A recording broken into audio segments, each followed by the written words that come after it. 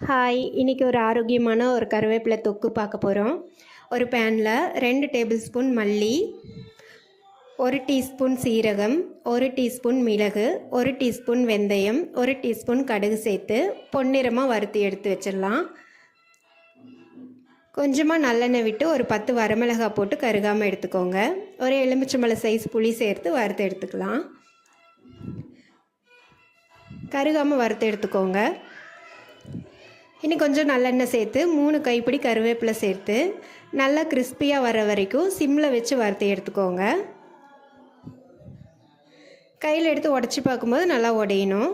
Stove off பண்ணிவிட்டு உப்பு பெருங்காயத்தூள் சேர்த்துக்கலாம். ஒரு மிக்ஸி ஜாரில் வறுத்து வச்ச மசாலா அரைச்சிட்டு லாஸ்ட்டில் கருவேப்பிலையோட மற்ற பொருட்களையும் சேர்த்து அரைச்சி எடுத்துக்கலாம். ஒரு கடாயில் கொஞ்சம் நல்லெண்ணெய் சேர்த்துட்டு கடுகு, வெந்தயம், கடலைப்பருப்பு, 10 தட்டின பூண்டு, ஒரு வரமிளகாய், கருவேப்பிலை சேர்த்து வதக்கி அரைச்சி வச்ச பேஸ்ட்டையும் சேர்த்து எண்ணெய் பிரிஞ்சு வந்ததும் ஸ்டவ் ஆஃப் பண்ணிடலாம். சுவையான ஆரோக்கியமான கருவேப்பிலை தொக்கு ரெடி.